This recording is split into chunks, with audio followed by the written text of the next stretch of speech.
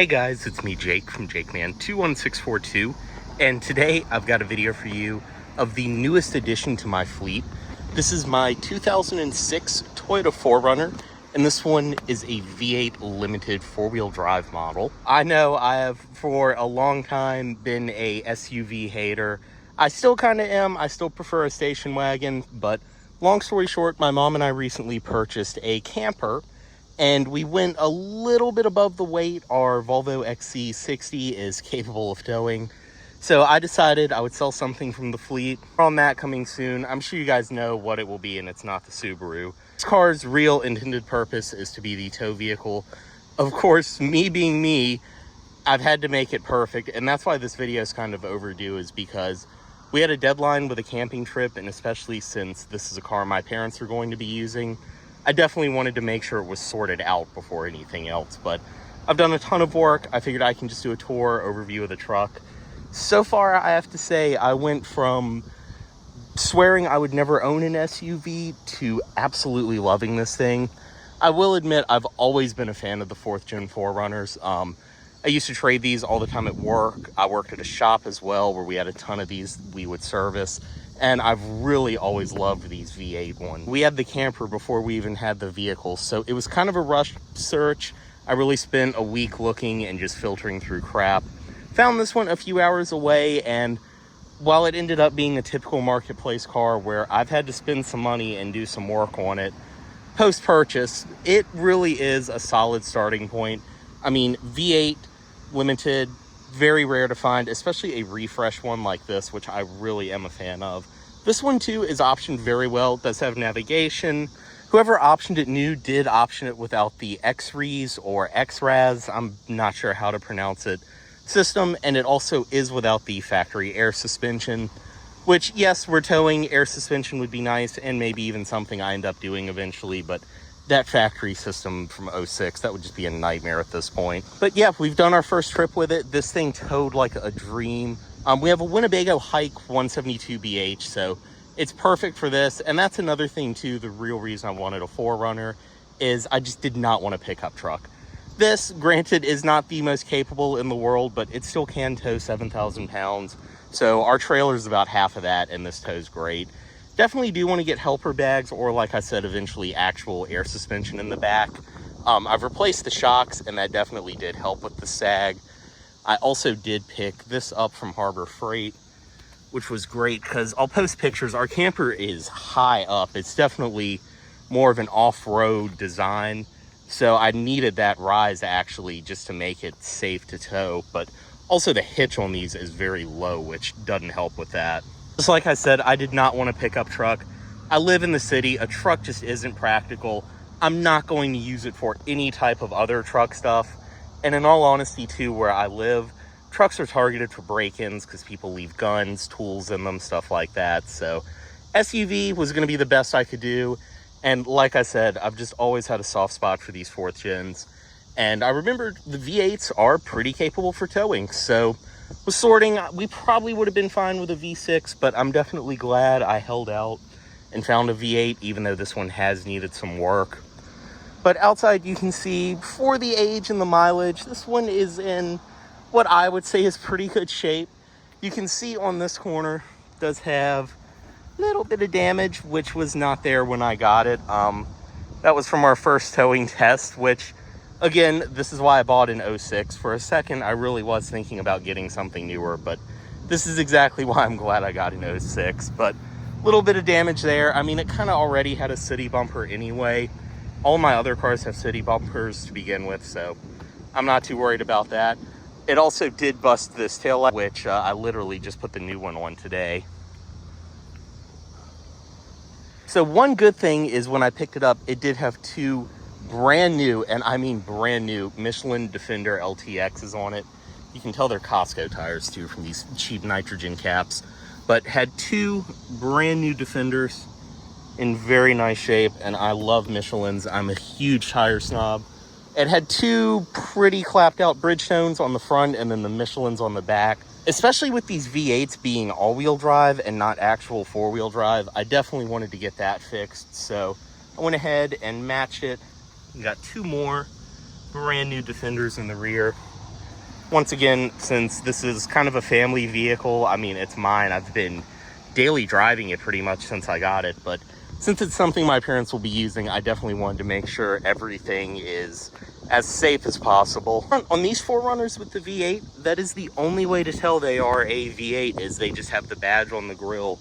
Anything else you see on the truck is going to be something someone stuck on aftermarket, but very nice. I definitely like it. It's kind of stealth, especially in kind of a mom-looking SUV. Nobody really expects it.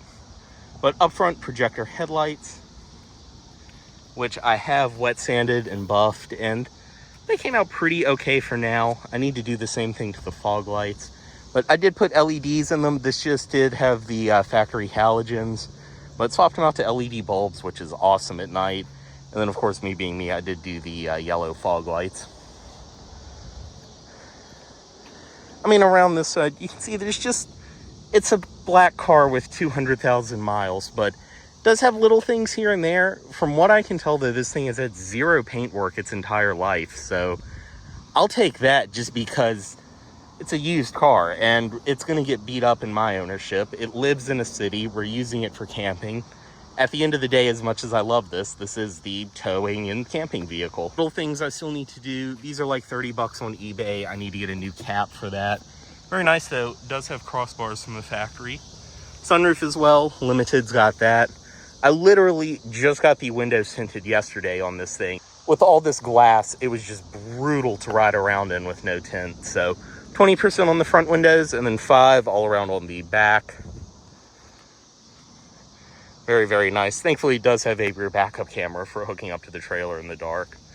And then this morning, I just put these on. I did get the smoker's visors. I think SUVs of this era, they look so good. And they're actually functional and nice to have, so I'll take them. Otherwise, outside typical Limited things, you do have the illuminated running boards down below, which they're pretty nice. I think they fit the car well, but still may end up taking them off. But when you unlock it, they do pop on. Then outside too, you can see body molding down below, which definitely has done its job and picked up some things over the years. Also did forget to mention, did have them do a windshield strip as well. This was the same place that tinted the Mercedes, and they did a super clean job. Of course, because I know everyone's going to make comments about these with rust and everything like that. This has been a Virginia car its entire life. Did live in Northern Virginia, so it probably has seen road salt a few times, but still, for one of these, I would call it a rust-free 4Runner. And definitely, too, I mean, I may have paid all the money for it, but that is why the gas tank straps aren't even rusted. So definitely a solid starting point, and definitely something I can get my money back out of, even though I don't plan on getting rid of it anytime soon. I guess 10 minutes into this video, we'll go ahead and start it up. Of course, one of my favorite things is you can roll the back window down from the key fob, but I just got the windows tinted yesterday, so can't demonstrate that, but that's been one of my favorite things. And then with the spoiler too, it's with airflow, so you can actually drive with the back window down and not have to deal with exhaust fumes. Stepping inside, this car is probably one of my least favorite color combinations possible, and I love it so much I don't even care. So black exterior with a beige leather interior, which isn't perfect, but for 200,000 miles, I think it's actually in pretty nice shape. And also, too, I've been so busy, I really haven't had a chance to work on too much cosmetic stuff. I've just done a base scrub on the carpets. I actually need to hit them with an extractor, or eventually maybe even just replace them all with black carpets, since it's going to be the camping car. But like things like this, I'm going to paint. Of course, the seat, again, for the mileage, is not in bad shape. I mean, the foam is actually all still here. Definitely got the typical truck seat where you can tell the owner probably was not very tall and would slide in and out, and then that split, which I have definitely not made any better. But I've got a good interior, guys, so that'll get fixed eventually too. When I bought it, I scrubbed it all off, but it had dye all over the leather, when the seats, especially the passenger seat, are not in bad shape at all. So we'll go ahead and start it. One of the things I love is you don't have to hold the key, you can just bump it. It starts right up. So inside of this 4Runner, like I said, this interior is in phenomenal shape for the mileage, which, as you can see, is close to 208,000 miles. I know I need to clean the gauge cluster, but I picked it up with about 206, 500. So I've already put over 1,000 miles on this thing, and it has been flawless. But inside, I mean, this, I can't remember who said it, but another video of these I was watching on YouTube said that this is a modern automotive journalist nightmare, and it really is. And that's why I love it, because it's simple.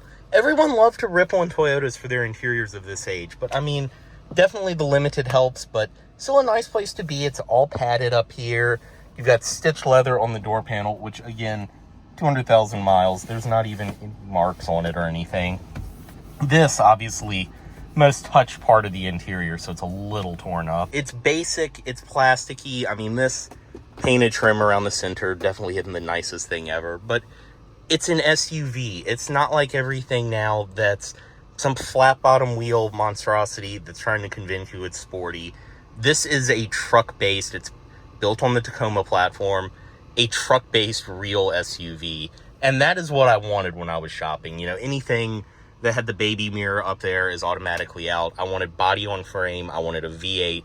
If I was going to get an SUV, I'm going to get a real SUV. My favorite part of this too is just the visibility. And again, this is why I wanted a 4th gen. This thing is so easy to see out of. The belt line is so low, 6'2", and even with my seat slammed on the floor, I can rest my arm right up on the top here. So especially us being inexperienced with towing, the visibility of this thing is helpful. And then in the back, which is really cool, you do have blind spot mirrors built in. Almost like an early version of blind spot monitoring, but those are super helpful as well. I've never noticed that in one of these until I actually own one. I know the pre-refresh ones do have speakers up there. But around the interior, very old school Toyota, very mid-2000s Toyota. I feel right at home in it. When I was in elementary and middle school, like everyone's parents, teachers had these things. And then of course, when I was in high school, I knew tons of people that had these from their parents. So inside over here, you have your differential lock, on and off switch for your power outlet, as well as your RSCA on and off. Power seat memory up top, which is nice since my mom's going to be driving this a lot. Your gauge dimmer, and then you do have your tilt and telescope down there on the steering wheel. In the middle, the gauges. It, of course, wouldn't be a Toyota from this era if it didn't have a flashing TPMS light. Of course, the dead sensor was not in either of the tires I've had dismounted, but I'll get that fixed eventually. That is honestly the least of my concerns. Brake light, it's just the parking brake. But you can see old school Toyota. It's got the orange gauges, which were typical of this era. Like I said, 207,000 miles. Fuel gauge, engine temperature gauge, and then your gear indicator right there. Go ahead and cut the lights on since it is getting a little dark. Middle, which is actually not as bad as I expected. This one is equipped with the factory navigation system. Now, obviously, I've not used the navigation. All this is good for is getting you lost. It's kind of hilarious to watch it sometimes because the roads in my area have changed and developed so much since this was made. Funny too, being in Richmond, Virginia, all the Confederate street names still show up on here. That's how outdated it is. This is actually not that bad. Before I even bought the car, I had a CarPlay head unit in my cart on Crutchfield, and for now, I'm just going to keep this. The JBL audio system is fine. It actually does have, see, it is a little confusing use, but it actually does have satellite radio, which I've activated and is very nice to have. Auxiliary in, which I can plug a Bluetooth module in, but I've just been using that. It is the factory JBL system, which is typical of Toyota from this era. It sounds really good. Subwoofer in the trunk, which I have replaced too. It does have a 4-disc CD changer. When I picked it up from the dealership, and this is kind of, even though there are some red flags, how I knew it was meant to be with this one.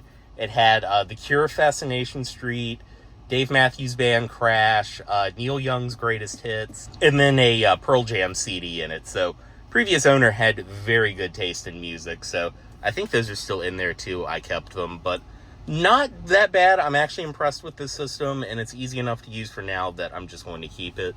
The screen down below, as you can see, in 208,000 miles, this piece of plastic has stayed on it. It's starting to peel and it's driving me crazy, so I've been waiting to make this video to actually peel it off.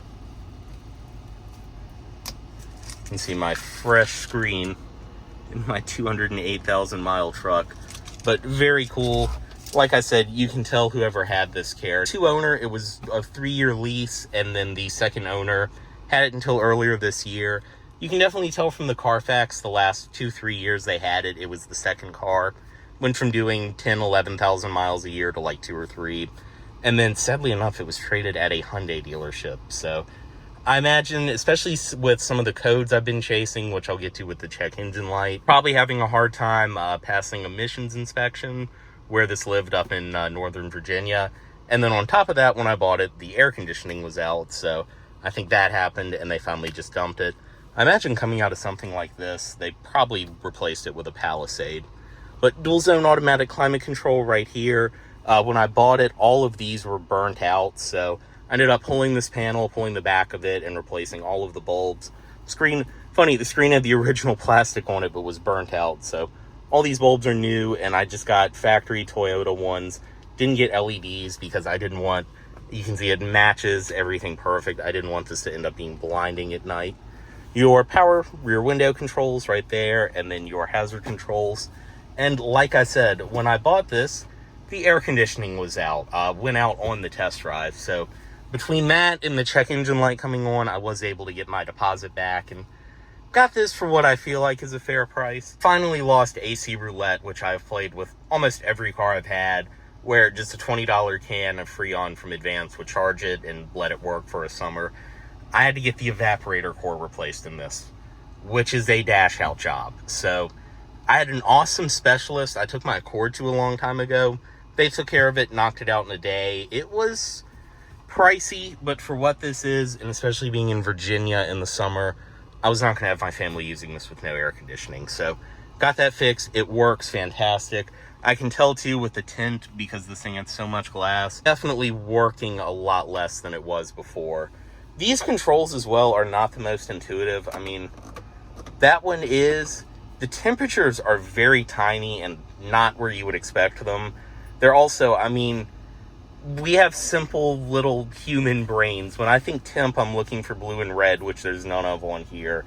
And then I'm not gonna lie, and I've been around these before, the fan controls totally took me a day to figure out. I thought you went up and down like that, but each of these on this little flower, I guess, is a different fan speed. Another thing, based on the Carfax, the blower motor in this has been replaced as well.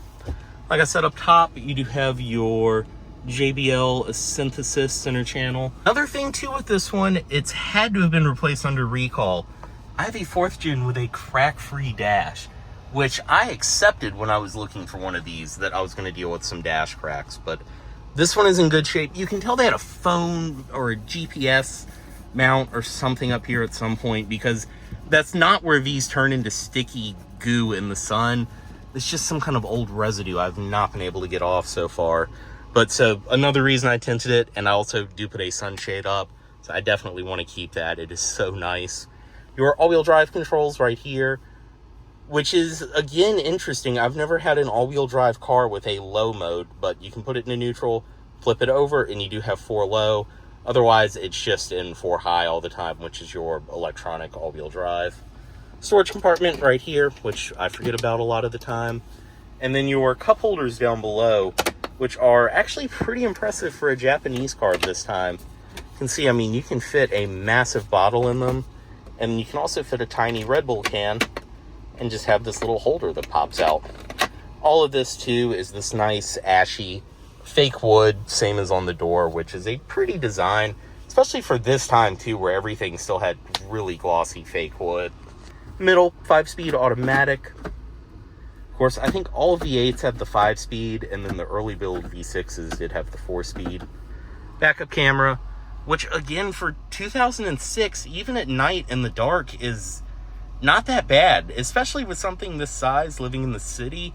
This is awesome to have for parallel parking. I was planning on adding one anyway, just because I'm inexperienced with backing up to a trailer, but that's been super helpful having. Storage up here, you can see this one, it just has the storage compartment. One of the smoker's package with the ashtray, which I may end up adding because this cover's broken off anyway. Do have heated seats, another nice part about getting a limited right there. Your armrest inside of there. See my fancy Bluetooth trailer brake controller, which has worked great so far. And then I like on top, you do have this little flip out pad tray, whatever you want it to be. Like I said, leather in this one, for what it is in great shape, especially after I scrubbed all of the dye that was on it off. But typical Japanese car of the time, it's a tough leather. You can tell too in its lifetime, windshield has been replaced, as well as that is aftermarket glass on that side. So I guess living close to DC, it probably got broken into at some point. Auto dimming rear view mirror, and then like I mentioned too, I do have the windshield strip. I believe this is either 5 or 20%. I didn't even ask. This one as well does have side curtain airbags. And then just some of the overbuilt old Toyota touches are still here. You do have the dual sun visors. This one slides out, and then this one does flip down in front. I love too, it covers the window perfectly. With no tint in this thing, I've definitely been using them. Vanity mirror right there, which is illuminated. And then same thing on the passenger side. Sunroof controls, garage home link, lights, which I do need to switch with LEDs. And then a sunglasses container, which I've gotten used to European cars. My S60 didn't have this, and then of course my Mercedes is a convertible, so it doesn't. But so nice to have the sunglasses container again. Sunroof, which I did have to clean the drains. This actually did leak pretty bad on the passenger side, so that carpet's been extracted and Lysoled to death, and ran some compressed air as well as even some weed whacker lime through the sunroof drain. Cleaned out so much mud. I need to do the rest of them, but we'll step out. I'll give a tour of the rest of the car really quick. Top hood, and right here, fuse panel. I can't roll the windows down. I'm gonna try to not close the door all the way. Back seat, you can see, is in pretty good shape. The carpets definitely are a little funky, which again, I think they're all just going to get ripped out and replaced with black carpet. You can definitely tell they had a dog by some of the marks on the bottom of the seat and the center console, but thankfully it doesn't smell like dog in here. Stepping in, I'm 6'2". This front seat's where I would sit, and I have plenty of space. This is such a cushiony Lexus-like back seat as well. Very slick mid-2000s leather too. You just slide around on it, but super plush. Armrest in the middle, which you do have cup holders, and then a tray that will slide out. And then they will just slide back in. I love too some of the other Lexus touches, like the little leather flap at the bottom of the seat here on both sides. And you do have pockets. Of course, being a mid-2000s car, did have to break out the CD wallet. See in the middle, this is one of my favorite features and has also helped immensely. This is a trash bag holder. You have these little notches on the side where you can take just a regular shopping bag, and it will make a perfect trash bag. You do have to remember to put this away if you're going to flip the seat down, otherwise it will snap it off. But very nice and perfect reach of the driver and passenger too. Down below, air vents for the rear seat, which actually typically keep closed to push air up front. But you can see, back seat really is in phenomenal shape. Bottle holders as well in the door. Then your child locks there. You can see what I mean. Once again, even the body on this one is just completely rust-free.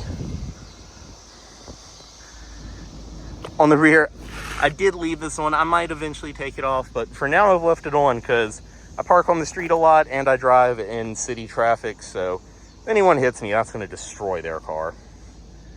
Inside of the trunk, probably could use some struts. They hold it up, but they're very slow.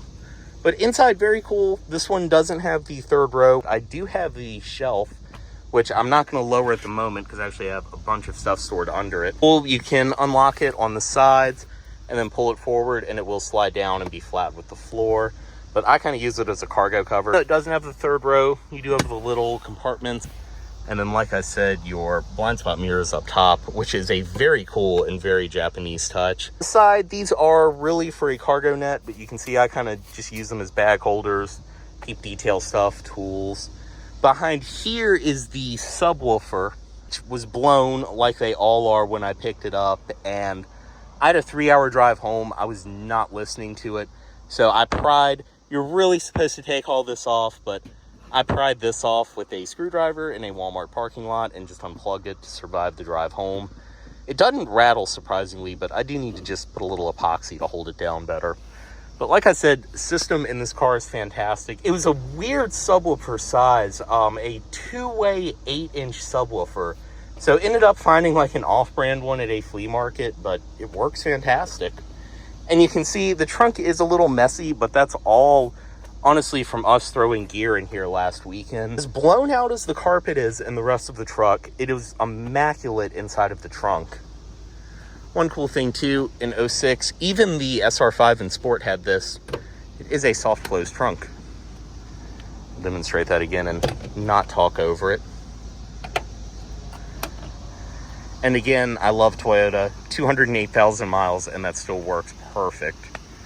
Another thing, do need to do back brakes soon, but I did get the rear shocks replaced. One of the few things I had a shop do because I just did not have the time to do it myself, but that definitely helped with towing. Front shocks are next. I am going to try to do those myself. And like I said, eventually maybe helper bags or just all-out air suspension.